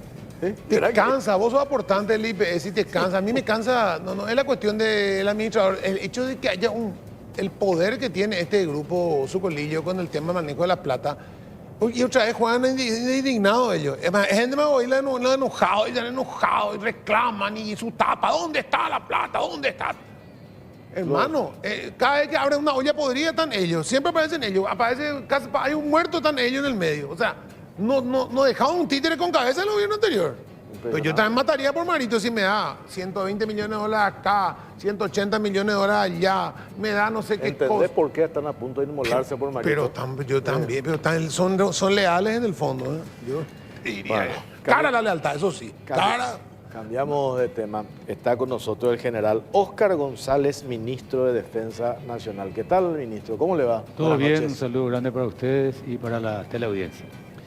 Bueno, a ver, antes de entrar en el detalle del tema que queríamos hablar, que tiene que ver con esta decisión ya tomada de la compra de 6 Super Tucanos, de los radares, etcétera, etcétera. He escuchado nomás la semana pasada las voces críticas. Y yo digo que no está mal la posición crítica, pero esa crítica tiene que ser mínimamente razonable. Nos quejamos de hace cuánto tiempo de que Paraguay el crimen organizado se ha instalado. Hemos visto en los 5 años anteriores cómo esta industria del narcotráfico hizo lo que quiso. Hace exactamente el domingo pasado Khalil Rashid nos explicaba, escandalizado, ¿verdad? Cómo se filtraban información, cómo venían los aviones en las pistas clandestinas, se descargaba la droga, se cargan los camiones de gran porte y de pequeño porte, vienen hasta los depósitos en el área metropolitana, después se contaminan las cargas y van a los países europeos. Todos nos escandalizamos con justa razón. ¿Qué es lo que queremos nosotros hacer frente al crimen organizado? Celebrábamos hace 2 semanas la caída de un cargamento histórico, 4.013 kilogramos de cocaína. Celebramos una parte. ¿Qué dice el presidente Peña? Ahora el desafío es que eso ya no vuelva, no entre. Dicho esto, pensando en eso, se diseña la estrategia a través del CODENA, se elabora un plan para la adquisición de estos elementos clave para el combate al crimen organizado. Lo mismo escuchamos voces en contra. Entonces vos decís, ¿por qué es lo que queremos entonces? ¿Qué es lo que queremos? Yo quiero hacer una salvedad porque lo dije en la semana, ¿verdad? Y hay que reconocer, a veces nobleza obliga, ¿verdad? Que así como hoy hay gente que discute y ataca por atacar, porque fue un deporte nacional el poner para la rueda. Yo lo escuché a Nakayama, por ejemplo, que estuvo en una reunión con el profesor Luis Sapienza, que es una persona muy entendida en el tema aeronáutico, una eminencia a nivel internacional. Y se estuvo en una reunión con el profesor Sapienza, nos explicó todo el tema de los tucanos, y la verdad que me explicó y entendí, y estoy de acuerdo y voy a apoyar la iniciativa. O sea, falta que la casen ya ahora Nakayama Cartía, pero Esa pues es la idea de la oposición. Así mismo. Así pues tiene que funcionar. O sea, a ver, explícame por qué querés el avión. Viene un tipo y te explica. ¿Por qué 6 y no ¿Por qué 6? 4? ¿Por qué vas a arreglar los otros aviones? ¿Por qué vas a necesitar? Si vos no le podés echar al avión, ¿para qué querés un avión de...? Hay con una cantidad de explicaciones que te la puede dar y vos no puedes rebatir ya. Evidentemente hay un momento en que vos decís, bueno, también, tienes razón de tipo, me tengo que quedar. Es como... Y yo decía, el principal argumento es, ¿para qué quieren si no pueden echar el avión, no pueden disparar al avión, derribar el avión? Ahora, entonces no le demos arma a la policía porque la policía podría matarle al ladrón. O no le pongamos ametralladora a las patrullas del río porque le podrían matar a lo que se va en el barco que está cruzando con marihuana. ¿Verdad? O sea, así de estúpido es el análisis, el argumento. Y me imagino que el profesor Sapienza habrá dado una explicación un poco más calmada y más tranquila que la mía, ¿verdad? Pero no él, o sea, no hay mucho argumento para rebatir, general. Esto. No, la intervención del doctor Sapienza, ¿saben dónde está la importancia de que gente como él opine? Porque al ser ajeno, entre comillas, al sector de la defensa, su opinión se supone que no está interesada. Entonces, que nosotros hablemos bien de lo que vamos a comprar, pues es normal, o sea, se espera luego, ¿verdad? Y puede que la gente nos crea o no, pero cuando una persona ajena a la defensa dice eso, entonces los que le escuchan le creen más, ¿verdad? Es así. Y el tema de las personas que dicen, en vez de comprar aviones, ¿por qué no equipamos hospitales? Sí. Hay que elevar un poquitito el análisis y ver la teoría del Estado. ¿Cuáles son las dos misiones, los dos fines esenciales del Estado? El desarrollo y la seguridad. Eso deben de ir de la mano. No debemos de hacer confrontar esos dos fines. De lo contrario, nuestro Estado no va a tener la proyección que se merece porque el desarrollo que está teniendo el Paraguay es muy importante. Pero ese desarrollo no va a tener proyección, no va a ser sustentable si no tenemos seguridad, si no tenemos defensa bien estructurada. Entonces, no hay que hacer confrontar esas dos cosas. Por supuesto que nosotros mismos necesitamos hospitales. Los militares tenemos nuestro hospital militar, pero tenemos parientes, tenemos nuestros tíos, hermanos, abuelas, que son atendidos en los hospitales públicos. Por supuesto que nosotros también queremos que los hospitales estén muy, muy bien, pero el hecho de que compremos las aeronaves no significa que le vamos a quitar presupuesto a los hospitales. No es así la cosa. Y es más, con las misiones que van a cumplir estas aeronaves, inclusive indirectamente y rápidamente, vamos a estar cooperando con la salud pública. ¿Por qué? Porque se va a disminuir la oferta de drogas a los jóvenes en las calles. Porque nosotros estamos decididos a combatir esto. Lo estamos haciendo luego de combatir de frente al crimen organizado. Ahora con los medios que tenemos en el norte estamos combatiendo, pero en forma decidida. Tuvimos ya 2 enfrentamientos. Uno, sabido el tema del ataque al helicóptero, y hace unos días el ataque mutuo, porque no es que los criminales nos atacaron a nosotros, se enfrentaron con la fuerza del CODI. Y, o sea que nosotros estamos decididos, tenemos equipamientos, tenemos entrenamiento y tenemos la decisión. Eso en la tierra. También nos faltan muchísimos elementos terrestres y navales. Pero hablamos ahora de la Fuerza Aérea. Vamos a conseguir, la misión general, la misión constitucional, pues, es proteger el espacio aéreo. Pero la misión específica, ¿para qué compramos estas aeronaves? Es para combatir a los vuelos irregulares. Obviamente que tenemos que adquirir los radares, cuyo proceso de adquisición también está avanzando. Solamente que el proceso de las aeronaves fue más rápido y por eso ya se pudo anunciar el avance. Porque vienen con su propio financiamiento del Banco de Desarrollo de Brasil, ¿verdad? Sí. Y vienen 6 aeronaves con un paquete completo. Inclusive yo puedo citarle, ¿verdad? Entrenamiento de pilotos, Sí. y técnicos de mantenimiento. Esto es clave porque abaratan los costos cuando nuestros propios técnicos pueden hacer las reparaciones, sobre todo menores. Y el mantenimiento. Y el mantenimiento, claro. Un año de soporte logístico, equipos para vuelos nocturnos, que son costosísimos y son vitales. Sistema de armamentos, software para planificación de misiones y de entrenamiento, equipos y herramientas para mantenimiento y la asistencia de un representante de la empresa por un año acá en la Fuerza Aérea para que asesore en todo lo que sea para la buena operación de estas aeronaves. Ahora tenemos 4 los Tucanos. Tenemos antiguos. 6 Tucanos. 6. Sí, ¿Eso se va a hacer también un mejoramiento? ¿Se puede hacer un upgrade de eso? En este paquete no contempla ninguna revitalización de los Tucanos que tenemos luego. No contempla porque a esa negociación se llegó, ¿verdad? Este es el paquete y el costo es de 96 millones y pico de dólares, ya el paquete completo.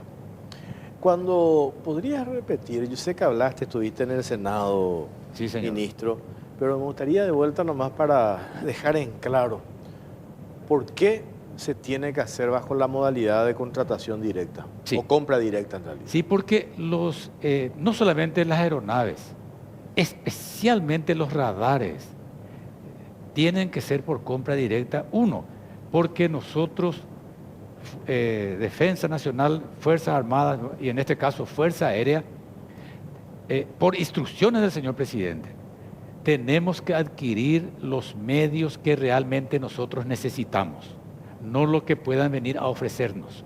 Nosotros sabemos lo que necesitamos y nosotros tenemos que determinar qué comprar. Imagínense si publicamos las especificaciones técnicas, porque en una licitación normal, las especificaciones técnicas de los radares, es como darle el tema de examen al crimen organizado. Claro. Por eso que la ley autoriza la compra por la vía de la sección para los elementos de la Defensa Nacional. Seguridad Nacional. Seguridad Nacional. Eso es categórico. ¿verdad? Categóricamente así. Esto ya vamos a tener definido este año, ambas cosas, radares y los super tucanos. Los super tucanos definitivamente vamos a tener definido este año toda la documentación, finiquitado todo, para que en el 2025 ya lleguen acá las primeras aeronaves. Tiene un plazo medio largo para entregar, no es que así nomás, no es que están ahí. No, imagínense que el empréstito que se va a contratar con el Banco Nacional de Desarrollo Económico y Social del Brasil tiene que tener tiene que pasar por el Parlamento, por el Congreso Nacional mejor. Claro. Y el tema de los radares, ¿de qué monto hablamos aproximadamente? No se puede todavía hablar de monto porque todavía no se cerró ninguna negociación. No estamos todavía en condiciones de publicar nada por una estrategia de las negociaciones. Claro. Eso se está manejando desde el Consejo de Defensa Nacional, que a modo de comentario, a modo de información, el Consejo de Defensa Nacional es presidido por el propio presidente de la República. Si bien es cierto que tiene un secretario permanente, que es el almirante Cíbar Benítez, que es el que coordina todo, el que nos convoca y estamos siempre trabajando armónica y sobre todo estructuradamente. El otro día, parte interesada, asumo, me contactan y me dice, ¿por qué se compran los tucanos cuando que existen otros aviones de menor costo, pero que podrían hacer la misma tarea? ¿Cuál fue el criterio que se tuvo para tomar la decisión de la compra de los 6 Super Tucanos? Inclusive yo tengo anotado acá, porque esto forma parte de conversaciones. Inclusive tengo acá lo que se tuvo en cuenta, lo que se analizó para tomar la decisión de comprar. Sí, señor. Es una aeronave, esto es parte de actas de reuniones que tuvimos nosotros. Es una aeronave de ataque ligero, de reconocimiento y de empleo táctico avanzado de caza. Se destaca por su versatilidad operativa, robustez y bajo costo de operación. Puede aterrizar en pista preparada y pistas sin pavimentar. O sea que estas son características que la Fuerza Aérea Paraguaya estableció como necesarias. Pueden haber otras aeronaves. Yo estaba viendo los comparativos de la hora de vuelo, eran abismales la diferencia con otros productos parecidos, con los productos americanos o con productos supuestamente más pomposos en su nombre. Porque llegó a decir gente, me acuerdo que inclusive lo leí en internet y la respuesta fue de, creo que esa piensa o de alguien, ¿verdad?, que le respondió, ¿por qué no compramos como Argentina los F-16? ¿Sabes cuánto cuesta una hora de vuelo un F-16? Sí. Creo que era $70.000 contra $7.000. Monstruosidad era la diferencia, ¿verdad? Y nosotros tenemos que adquirir aquello que necesitamos para cumplir la misión. Y que podemos usar, claro. Porque inclusive hoy me preguntaron, ¿y por qué no se compran los Chavantes? Que una cuestión de recuerdo nostálgico, ¿verdad? Claro. Y no, pero nosotros no necesitamos, no sé si se fabrican más. No se fabrican. Pero lo que los técnicos de la Fuerza Aérea recomendaron es una aeronave con estas características, y estas características la tienen los aviones Super Tucanos. De hecho, es un modelo que se está usando en muchos países de Latinoamérica. Los Estados Unidos Uruguay acaba de comprar, varios países europeos también. Sí. O sea, no es un avión. La gente porque dice, pues es brasilero, parece que no conoce lo que es la industria aeronáutica brasilera. Hoy Embraer es una de las top empresas mundiales en materia aeronáutica, en tecnología, es competencia de Boeing, es competencia de las grandes empresas de Airbus, de McDonnell Douglas. O sea, está a ese nivel Embraer. La Fuerza Aérea Americana tiene aviones de la Embraer. Sé que no podés o no se podría, por una cuestión lógica, contar detalles, pero en la parte operativa, hoy tenemos la realidad que viene el cargamento de cocaína por tierra, por aire. Por aire. También por tierra, en menor escala creo, pero más por aire. Entonces, ¿cómo se diseña esa? Para determinar necesitamos 6. De acuerdo a la cantidad por nuestro territorio, ¿cómo se estableció 6, no 8, no 4, no 5? La doctrina militar se basa en elementos constituidos. En la infantería, por ejemplo, la menor unidad de combate es un grupo de combate, por ejemplo, ¿verdad? En la Fuerza Aérea, esta cantidad mínima de aeronaves constituyen un elemento constituido. Vale la redundancia. Es por eso que mínimo tenemos que tener 6 aeronaves para que realmente la Fuerza Aérea pueda cumplir su misión. Y cuando hoy se quiere instalar otra vez este debate harto discutido, el tema de la ley del derribo, que ya nos explicaron por qué eso hoy nosotros no podemos, en principio no podríamos acompañar. Operativamente, supongamos que tengamos ya listos y operativos los Super Tucanos. Y los radares. Los radares en una cobertura 100%. Radares cobertura 100%, detectamos 2 aeronaves sospechosas en cielo paraguayo. ¿Cuál es el procedimiento? ¿Qué se hace allí? Sí. Va un Super Tucano, le hace una especie de, alerta, no sé, ¿cómo va a Existe funcionar? un protocolo que manejan muy bien los pilotos de caza. Y ellos, en conversaciones que yo tuve con ellos, me manifestaron que sin la ley de derribo, igual ellos pueden cumplir la misión, van a cumplir la misión igual. Porque hay un protocolo de advertencia, un protocolo de... no recuerdo bien el término que me manifestaron en aquella oportunidad, que hacen que el vuelo que es detectado es imposible que se evada. Más todavía que vamos a estar integrados con los sistemas de defensa aérea de los países vecinos, que es inútil que una aeronave pretenda volar eternamente en los cielos de Paraguay o de los países vecinos. Es inconcebible pensar que un avión que es detectado vaya a escaparse. No, por la velocidad, 2 por la autonomía, 3 el tema de los tamaños de los territorios también. O sea, van a entrar a Brasil o van a entrar a Argentina o van a cruzar. Es imposible. Aparte, una avioneta que entró de Bolivia, por ejemplo, vamos a suponer, su autonomía de vuelo no le da para mucho. Va a tener que aterrizar y obviamente que una forma expeditiva de actuar sería con la ley de derribo, ¿verdad?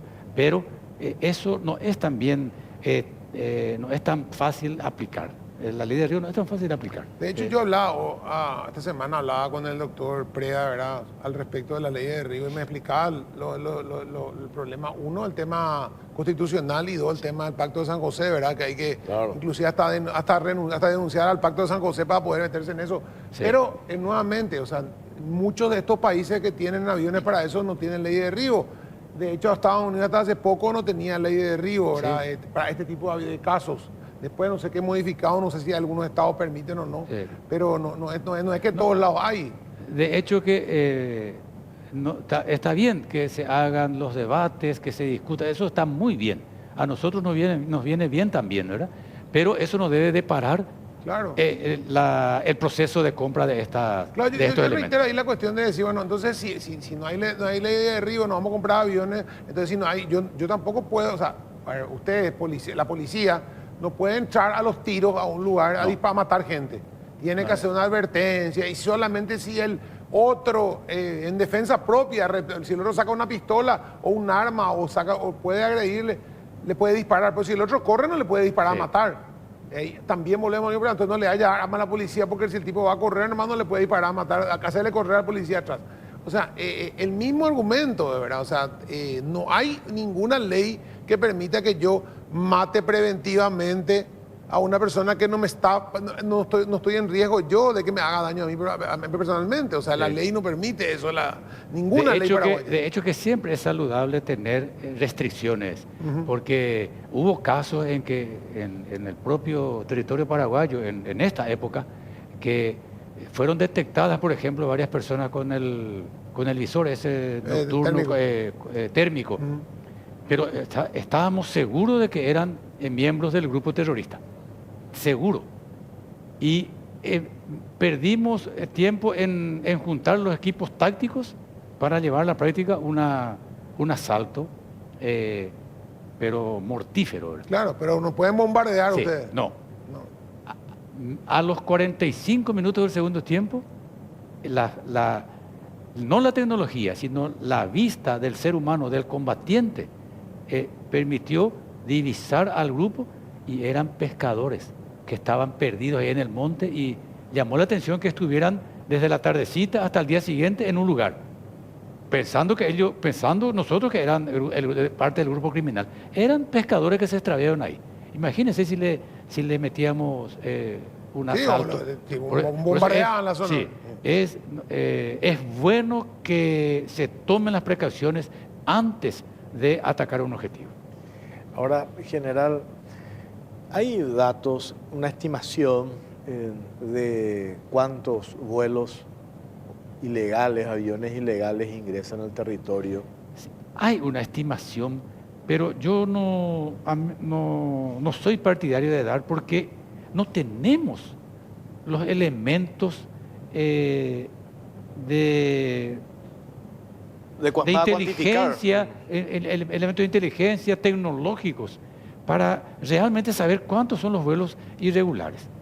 Uno puede equivocarse grandemente de que existen los vuelos irregulares, existen por una razón obvia. Existe el crimen organizado y no tenemos control del espacio aéreo. Ahora, lo que sí hay, se puede hacer una estimación, por eso te decía cómo llega la droga acá. Lo que decía el presidente, tenemos que impedir que la droga llegue acá. Por supuesto. Paraguay no produce Sí. cocaína, evidentemente eso viene de algún lado. Sí, señor. Miremos los últimos 5 años, las incautaciones que se hicieron, no precisamente acá, sino en los países europeos, de ahí hacer una estimación y decir, tanta cantidad de toneladas, ¿cómo pudo haber ingresado? Si vienen en estos avioncitos, hacer una estimación de cuántos vuelos por día, le sacan los asientos y llenan, creo que 250 kilos por avioncito. por avión, Entonces, sí. ahí se hace una estimación. El dato que yo recuerdo que se había arrojado, la estimación se hace a partir de cantidad Sí. de cargamento de cocaína incautada, ya sea acá o afuera, y de ahí se hace una proyección y cómo pudo haber entrado. Y me acuerdo que esos números eran escandalosos. Sí. Escandalosos. el tema de las pistas clandestinas, que hablábamos recién, acá estaba el presidente Sí, de la escuché. DINAC, Sí. nos dijo que ellos hicieron una evaluación y tener números reales de pistas que en algún momento se pidieron ser habilitadas, otras las que fueron habilitadas, las que no terminaron el proceso para su habilitación correspondiente, se hizo todo y se entregó al Ministerio de Defensa, a la Senata, a la Policía, a la Fiscalía, etcétera, etcétera. Ustedes, o sea, digo, las Fuerzas Armadas, cuando fue la semana pasada, hablaba con Apesteguía Sí. y nos contó que en Ebupetá Sí. estaban ahí colocando el gel, explosivos en gel para dinamitar esas pistas. Sí, señor. ¿Ustedes hacen esa tarea Sí. de detectar? De detectar y De destruir. pasar la información a la fiscalía y después por orden judicial eso se procede a la destrucción. Hacemos también nosotros la destrucción con nuestros elementos, con nuestros explosivos, con nuestros explosivistas, porque no es una tarea tan sencilla tampoco. No es fácil destruir una pista porque hay que destruirla bien. Y sí, tenemos elementos de inteligencia para detectar, pero siempre se hace todo en el marco, respetando el marco jurídico. Las informaciones se deben de canalizar a través de la Fiscalía y la Fiscalía solicita el permiso legal de los jueces para hacer la destrucción de las pistas. ¿Esto tiene alguna consecuencia si es que no se detecta, solamente se detecta la pista y no se detecta la que haya aterrizado nada? ¿Hay alguna consecuencia jurídica ahí para el propietario o quedan solamente la destrucción de la pista y nada más? Porque si no se detectó un vuelo aterrizando ahí y se agarró ahí un avión con cocaína o con lo que sea, armas o lo que sea, el problema está en que la pista esté activa, o sea, que esté no autorizada, esté construida, ¿verdad? Sí, esa es una cuestión que debe de administrar, porque administra la DINAC. Ellos hacen la denuncia seguramente cuando ven que esa pista... Pero la destrucción está en manos de usted hace el presidente. También, porque otras instituciones del Estado también se encargan, la propia policía puede realizar eso, pero las que yo conozco fueron hechas por elementos de las Fuerzas Armadas, especialmente del CODI. El control de los ríos, ¿cómo está? Los ríos, las aguas de los ríos que son fronterizos, porque tenemos todavía el paso de contrabando y de Sí. vuelta. ¿Hay capacidad tecnológica hoy? Como usted habló también de reforzar eso. En este momento hoy no sé si es la prefectura naval o la prefectura. marina o quién es la encargada de controlar los ríos. ¿Hay equipamiento suficiente o estamos también en 1950? Estamos también con muchas falencias de equipamiento, de embarcaciones rápidas, bien artilladas. Sí que pudimos disminuir en gran medida el contrabando, porque las medidas que ha tomado el señor presidente fueron muy drásticas y tenemos una disminución de eso, pero obviamente que nos falta fortalecer, pero enormemente, a la Armada Nacional, al Ejército, y estamos haciéndolo con la Fuerza Aérea. Tengo que hacer una pausa cortita y ahí a la vuelta seguimos esta entrevista con el ministro de Defensa, el general Oscar González. Pausa, pero antes...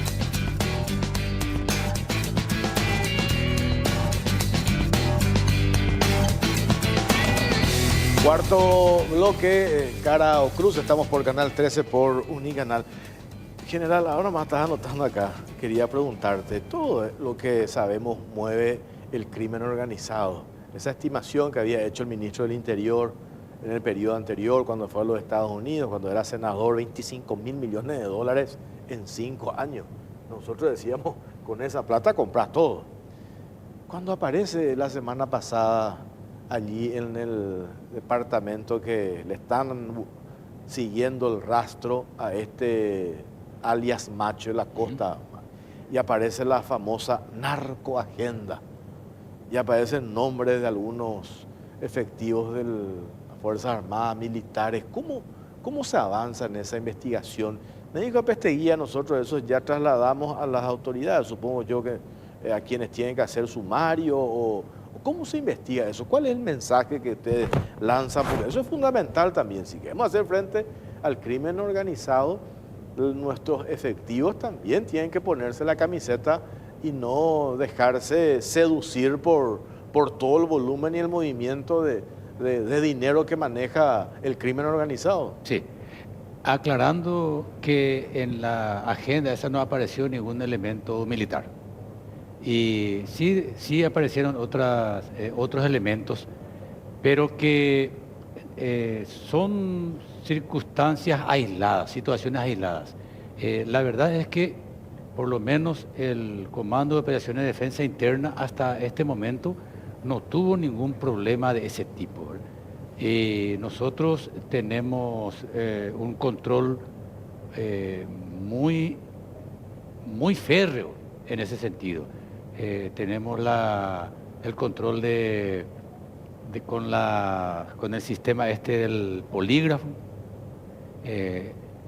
que permanentemente estamos con ese sistema, estamos ¿Hay alguna chequeando sección tipo de asuntos internos dentro del ejército de Fuerzas Armadas que esté controlando si hay una denuncia, irregularidades, si ven que de repente, por decir, salta que un militar tiene un nivel de vida demasiado alto para su ingreso? O sea, ¿hay digamos, alguna, ¿cómo se llama? ¿Policía militar sería eso? ¿O auditoría interna? ¿Quién es la autoridad competente si eventualmente, bueno, ahí está en la lista, no hay nadie, por lo que veo, militar, pero si apareciera ahí, dice tal cosa ahí, ¿verdad?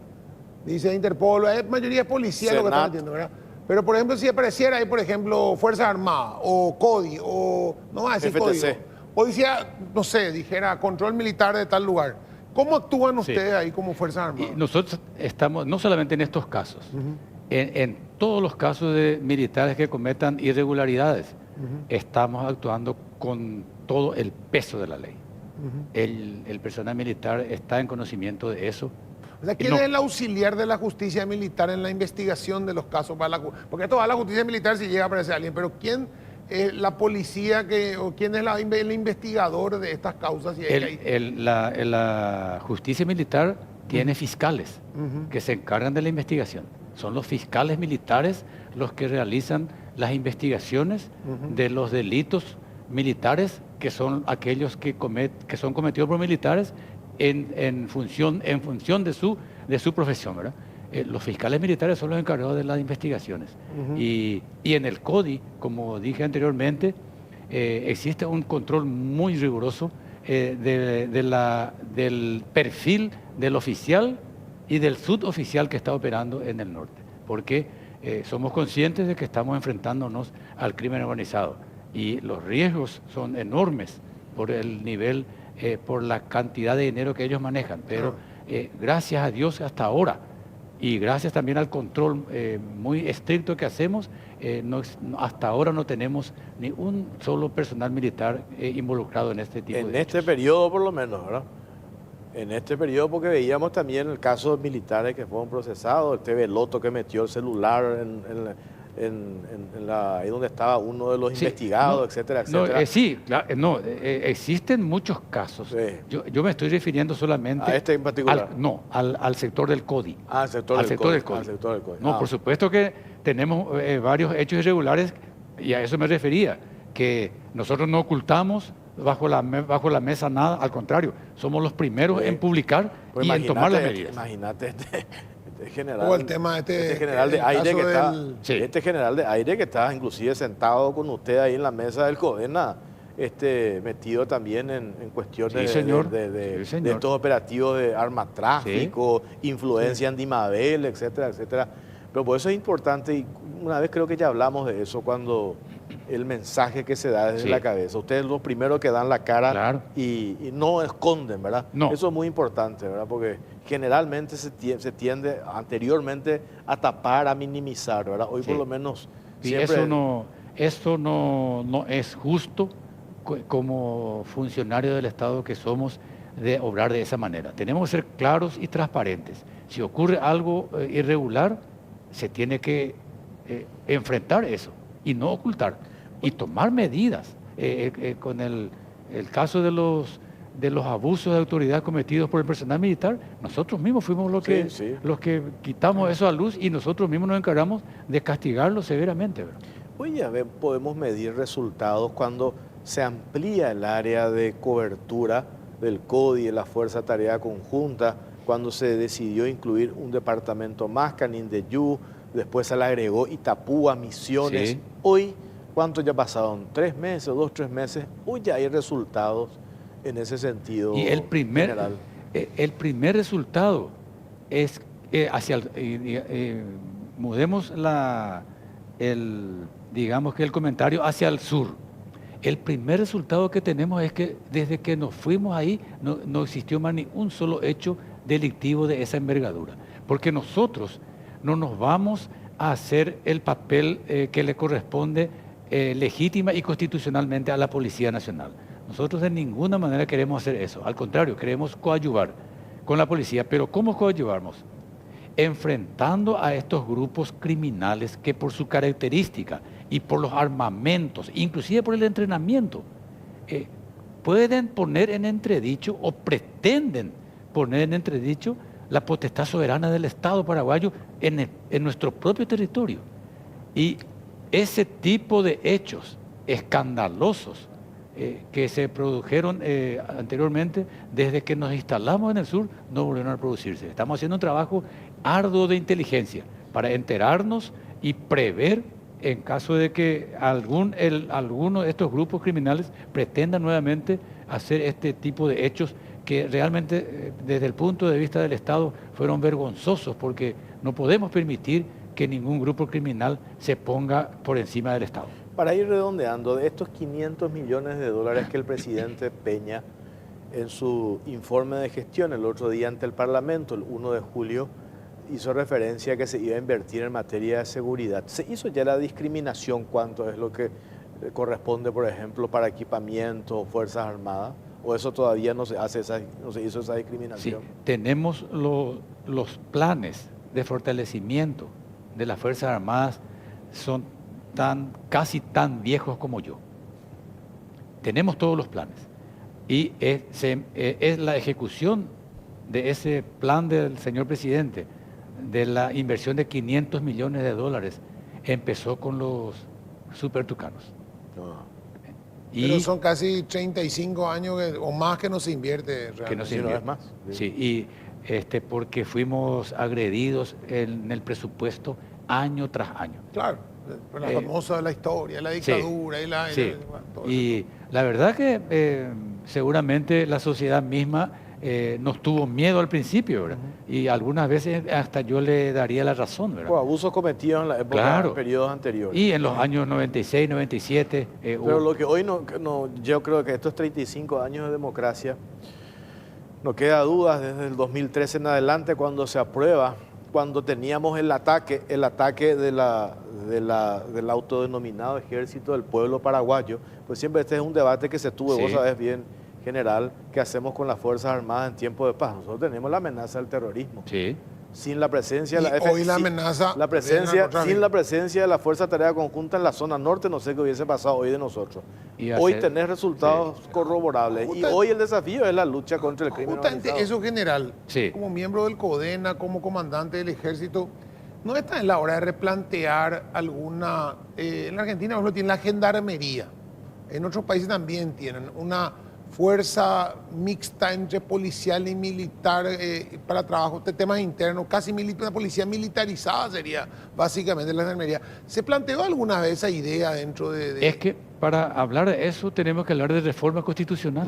No hay casos. Claro, Sí. porque la defensa nacional solamente puede ser modificada por la reforma. Sí. Y claramente la Constitución dice no por enmienda. O sea que estamos bien restringidos en ese sentido. Así mismo. General, ministro, gracias por su tiempo. Muy Gracias a amable. ustedes por la oportunidad. Un saludo a la Nosotros audiencia. hacemos la última pausa y venimos ya para cerrar el programa.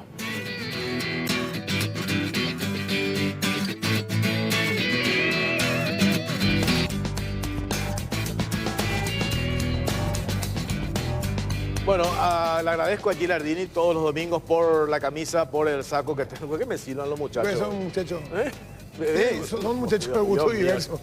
Barbaridad. Bueno, Pipo, nos vamos. Nos vamos, Nos señores. Hasta el próximo domingo. Gracias por la Gracias, atención. gracias. Chao, chao, chao, chao, chao.